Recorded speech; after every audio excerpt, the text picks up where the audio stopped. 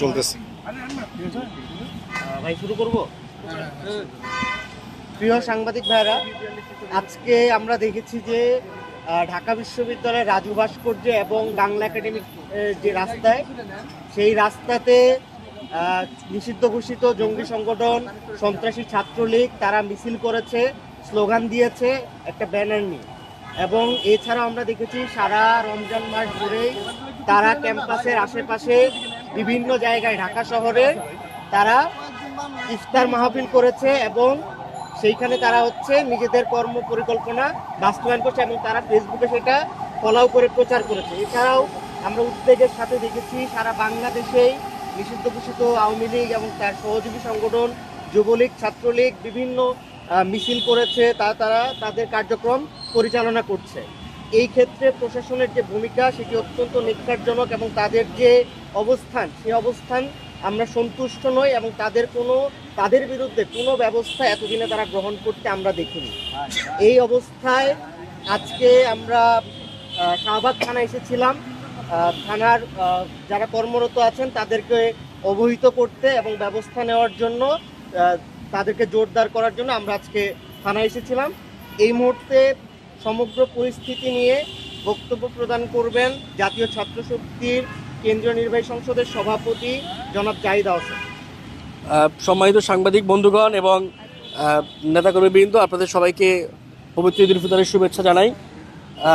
আজকে পবিত্র ঈদুল ফিতরের দ্বিতীয় দিন, আমরা সহ সারা দেশের মানুষ ঈদুল ফিতরের আনন্দে আছে, কিন্তু সেই আনন্দের মধ্যে আমরা আমাদের যে গুরুত্বপূর্ণ রাজনৈতিক ইস্যুজ আছে, যে গুরুত্বপূর্ণ রাজনৈতিক ব্যাপারগুলো আছে, সেগুলোকে আমরা এড়িয়ে যেতে পারি না।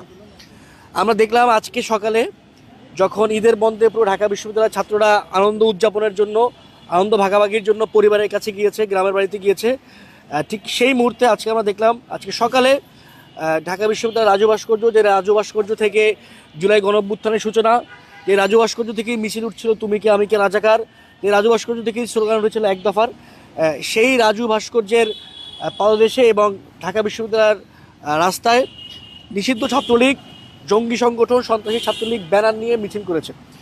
এবং আমরা দেখলাম সেই মিছিলটির প্রায় 8 থেকে 9 ঘন্টা পার হয়ে গেলেও পুলিশ প্রশাসনের পক্ষ থেকে কোনো রকমের কোনো ব্যবস্থা নেওয়া হয়নি। একই সঙ্গে শুধুমাত্র আজকের এই ঈদের দিনটি নয়, যেই পবিত্র রমজান মাস আমাদের থেকে বিদায় নিয়েছে, সেই রমজান মাসে আমরা সোশ্যাল মিডিয়ার কল্যাণে দেখেছি ঢাকা শহরের বিভিন্ন রেস্টুরেন্টে, বিভিন্ন জায়গাতে, খোলা মাঠেও কখনো কখনো ছাত্রলীগের নেতাকর্মীরা একত্রিত হয়েছে, তারা ইফতার করেছে এবং তাদের বিভিন্ন স্টেটমেন্টের বয়াতে আমরা জানি তারা বিভিন্ন পরিকল্পনা করছে। এখন আওয়ামী লীগের পরিকল্পনা কী আর ছাত্রলীগের পরিকল্পনা কী, এটা বাংলাদেশের মানুষকে নতুন করে বোঝানোর কিছু নাই। আওয়ামী লীগের এবং ছাত্রলীগ যতবারই বলেছে আমরা কিছু একটা করবো, ততবারই তারা খুন করেছে, ততবারই তারা গুম করেছে, ততবারই তারা বাংলাদেশের মানুষের উপর নির্যাতন করেছে। এইটাই আওয়ামী লীগের হিস্ট্রি। আওয়ামী লীগ গত 54 বছরে বাংলাদেশে একের পর এক রক্তের বন্যা বইয়ে দিয়েছে এবং তাদের পরিকল্পনা মানে হচ্ছে বাংলাদেশে আরেকটি গণহত্যার পরিকল্পনা চালানো, বাংলাদেশে আরেকবার গুম করে রাজত্ব চালানো। এই বিষয়টি একদমই স্পষ্ট বন্ধুগণ। একই সঙ্গে আমরা দেখলাম যে ঢাকা বিশ্ববিদ্যালয়ের প্রশাসন বলেন কিংবা আমাদের যে আইনশৃঙ্খলা বাহিনী, তাদের পক্ষ থেকে এই যে একের পর এক ছাত্রলীগের সংগঠিত হওয়া, সে ব্যাপারে আমরা কোনো উদ্বেগ দেখিনি, সে ব্যাপারে আমরা কোনো পদক্ষেপ নিতে দেখিনি।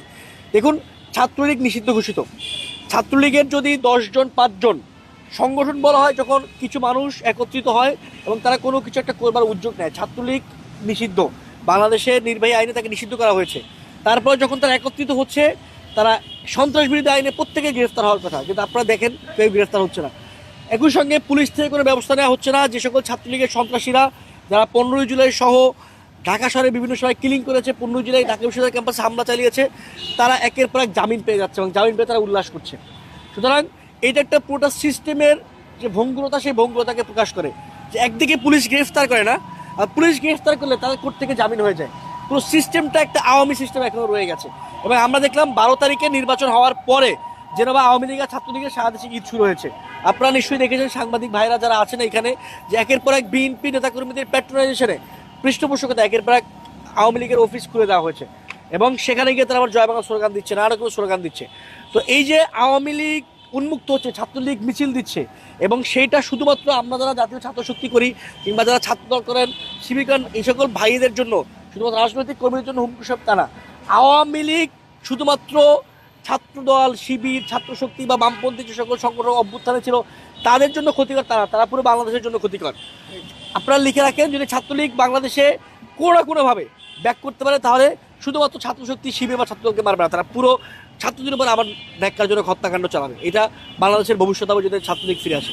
তো এই যে ছাত্রলীগ ফিরে আসছে, তারা মিছিল করার সাহস পাচ্ছে। এটা একই সঙ্গে যেমন বর্তমান সরকার দলীয় যে রাজনৈতিক সংগঠন এবং ছাত্র সংগঠন, তাদের একটা পৃষ্ঠপোষকতা আছে, তাদের একটা প্যাট্রোনাইজেশন আছে। একই সঙ্গে এখানে পুলিশের নির্লিপ্ততা আছে, তারা গ্রেফতার করছে না, আবার একই সঙ্গে পুলিশ গ্রেফতার করে তাদের কোর্ট থেকে জামিন হয়ে যাচ্ছে। এই পুরো সিস্টেমে এখানে জড়িত। স্বরাষ্ট্রমন্ত্রী তিনি নানা রকমের মব বন্ধ করার কথা বলেন, তিনি নানা কিছু বলেন, কিন্তু ছাত্রলীগ, আওয়ামী লীগ যেভাবে করে উন্মুক্ত হচ্ছে তিনি সেই বিষয়ে কোনো কথা বলেন না, তিনি সেই বিষয়ে কোনো কিছু বলতে চান না। যেরকম ছাত্রলীগের আওয়ামী লীগ বাংলাদেশের যে হত্যাকাণ্ডগুলো ঘটিয়েছে সেগুলো মব ছিল না, সেগুলো এক্সট্রা জুডিশিয়াল কিলিং ছিল না, সেগুলো মানে ডিসঅ্যাপিয়ারেন্স ছিল না। সুতরাং স্বরাষ্ট্র মন্ত্রণালয় এবং স্বরাষ্ট্রমন্ত্রী এই ব্যাপারে উদ্যোগ নিতে হবে। আমরা জাতীয় ছাত্র শক্তির পক্ষ থেকে আজকে শাহবাগ থানায় এসেছিলাম। শাহবাগ থানায় এসে ওসি সাহেবকে পাইনি, আমরা ডিউটি অফিসারের সঙ্গে কথা বলেছি। ডিউটি অফিসার বলেছেন তিনি এ ব্যাপারে কিছু জানেন না, তার ডিউটি হচ্ছে সকাল 8টা থেকে রাত 8টা, কিন্তু এই সকাল 8টার পরই শাহবাগ থানা অথবা একটা জায়গাতে ঘটনা ঘটেছে, তিনি কিছু জানেন না। পরবর্তীতে আমরা ওসি সাহেবের সঙ্গে ফোনে কথা বলেছি, ওসি সাহেব বলেছেন তিনি এই ব্যাপারটি জানেন, তিনি তাদেরকে ট্রেস করে গ্রেফতার চেষ্টা করছেন। আমরা তার থেকে 24 ঘন্টা সময় নিয়েছি। ঠিক আগামীকাল সন্ধ্যা 7টায় আমি এবার তার সঙ্গে কথা বলবো, কথা বলে জানার চেষ্টা করব যে যারা আজকে অন্তত আজকের একটা কেস, একটা ঘটনা, যারা আজকে এখানে যারা যারা আজকে মিছিল করেছে তাদের কাকে গ্রেফতার করা হয়েছে সেই বিষয়টা আমরা অন্ততপক্ষে আমরা আগামীকাল 24 ঘন্টা পরে জানবো। আমি তার থেকে সেই 24 ঘন্টা সময় নিয়েছি।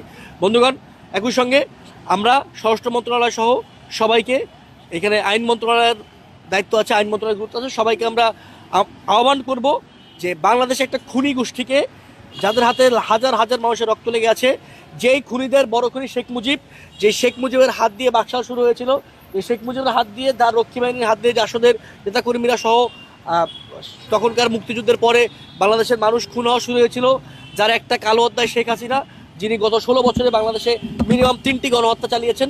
এই শেখ মুজিব এবং শেখ হাসিনা যারা উত্তরসূরি, এই খুনি শেখ মুজিব, খুনি শেখ হাসিনা যারা উত্তরসূরি, এই বাকশাল এবং আওয়ামী লীগের যারা উত্তরসূরি, তাদেরকে বাংলাদেশে ফিরতে না দেওয়ার জন্য আপনাদেরকে সচেতন থাকার আহ্বান জানাবো।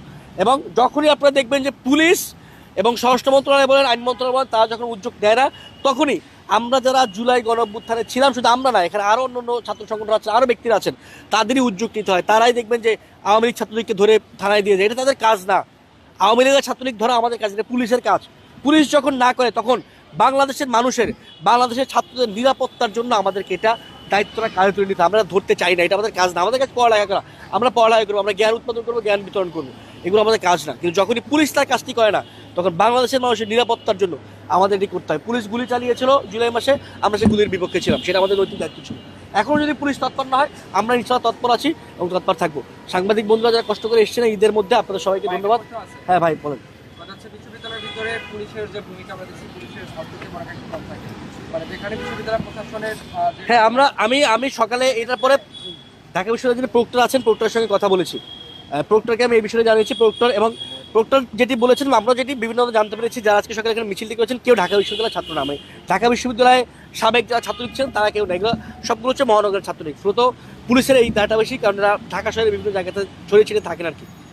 তা আমরা একই সঙ্গে প্রক্টরকে ব্যাপারে জোর দিয়েছি। আমি প্রক্টরের সঙ্গে কথা বলেছি সকালে। এখানে পুলিশের থেকে প্রক্টোরিয়াল বডির বেশি ভূমিকা থাকে। হ্যাঁ, প্রক্টোরিয়াল বডির ভূমিকা অবশ্যই থাকা হচ্ছিল। যে আমাদের প্রক্টোরিয়াল বডি কি করে, এ হলো আরেক সার্কাসের নাম। প্রক্টোরিয়াল বডি দেখবেন এখানে যারা মানে ভাসমান লোকজন থাকে না, ফুল বিক্রি করে, এটা সেটা বিক্রি করে খায়, পিঠা বিক্রি করে খায়, এদের সবাইকে তাড়ায় ক্যাম্পাস থেকে বের করে দেয় লাঠি টাঠি দিয়ে। কিন্তু যাদেরকে মতো তাড়ানোর কথা, যারা মানুষের জন্য হুমকি স্বরূপ, মানে আপনি যে ফুল বিক্রি করে, যে ধরেন পিঠা বিক্রি করে, ওকে এসে কাউকে মারে, ছাত্রলীগ তো ক্যাম্পাসে মানে দীর্ঘ নির্যাতন করেছে, ছাত্রলীগ আসে তখন তারা কিছু করতে পারে না। এ হলো আর এক মজার বাহিনীর নাম, ঢাকা বিশ্ববিদ্যালয়ের প্রক্টোরিয়াল টিম। আমি যেটা বললাম যে পুলিশের কাছে এসেছিলাম, এখানে একজন সম্মানিত ডিউটি অফিসার আছেন, তিনি বললেন তিনি ব্যাপারে কিছুই জানেন না। তার ডিউটির টাইমে যদি মিছিলটা হয়েছে, তিনি বললেন তাদের ওসি সাহেব জানেন। আমি ওসি সাহেবের সঙ্গে ফোনে কথা বলেছি, উনি এখানে নাই। উনি বলেছেন উনি এটা নিয়ে কাজ করছেন। 24 ঘন্টার পরে আমি ওনাকে আবার ওনার সাথে কথা বলবো, এটা বলেছি। এবং 24 ঘন্টা পরে কি আপডেট, কয়জন গ্রেফতার হলো, সেটা আমি ওনার থেকে জানার চেষ্টা করব।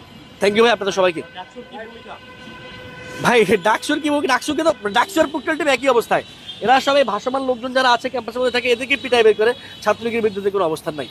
এরা এই ডাকসু একটা অ্যাপলিটিক্যাল ডাকসু, একটা পলিটিক্যাল বডিতে বসে তার পলিটিক্যাল কাজ করার মধ্যে সকল কাজ করে বেড়ায়। প্রক্টোরিয়াল টিম থেকে আপনাদের কি জানিয়েছে? প্রক্টোরিয়াল টিম বলেছে তারা এই ব্যাপারটি দেখবেন, এটা বলতেছে 1.5 বছর ধরে, এদের উপর আমাদের কোনো বিশ্বাস নাই।